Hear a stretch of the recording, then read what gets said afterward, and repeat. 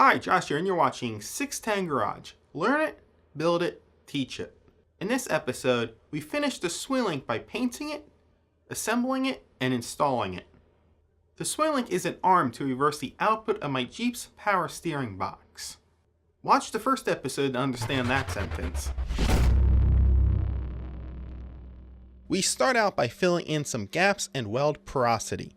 I'm using lab metal as a body filler. I'm just slathering it on. Normal body filler can't stand the heat.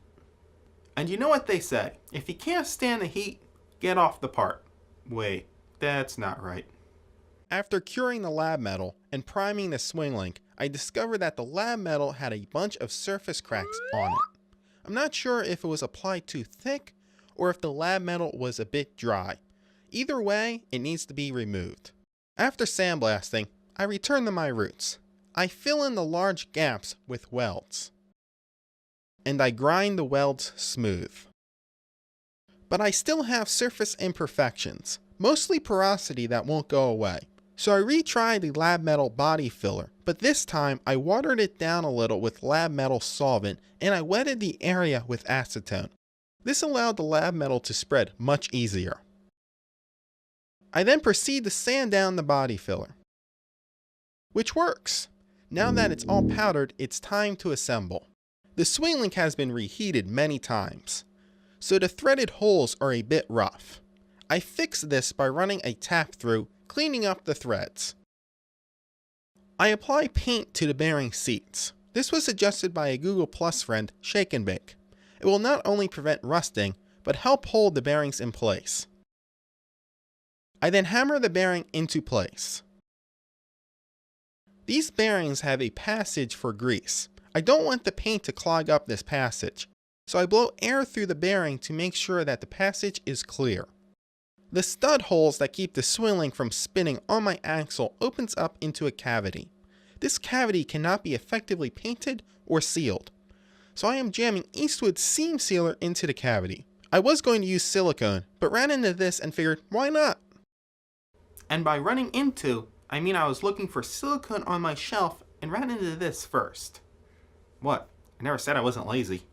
I now install the bearing on the arm. I try to do it right by using a bearing splitter to hold the bearing. This leads to the whole thing falling over. So I chuck the bearing splitter, set the bearing right on the vise, and hammer it home. But hey, it should be easy sailing from here on, right? Ha! I tried to install the arm, but I found out that my tolerances were tighter than I thought. The paint on the arm caused the arm to not go into the SwingLInk. I removed the paint, which sort of works, but now it looks horrible. So I burnt off the old powder and repowder the arm, making sure to mask off the area so we don't have this problem again.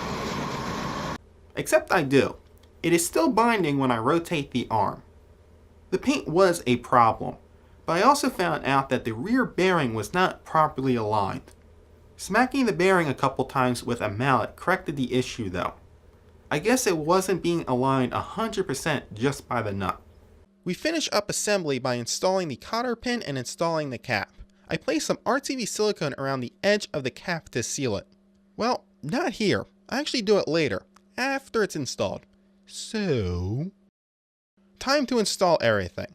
I place the SwingLInk on my axle. The studs need to be forced on since the powder coating is so thick. Just as I planned. The powder will help further seal the area and hopefully prevent rusting. The forcing will be done with the U-bolts, which I torqued down to around 160 foot-pounds. I put anti-seize on the threads of the tie rod ends and screw on the lower drag link. I then install the lower drag link, making sure to apply plenty of anti-seize to the tie rod end stud. I do the same with the upper drag link. I assemble it and install it with plenty of anti-seize.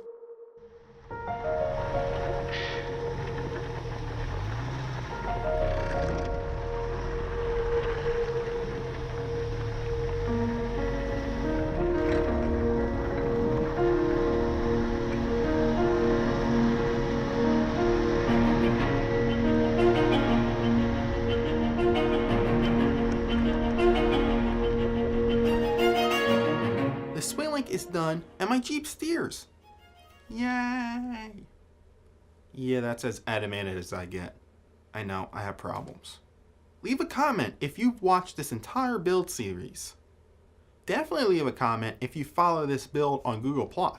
If you haven't, go follow me on Google+. I post even more about my projects that I am currently working on.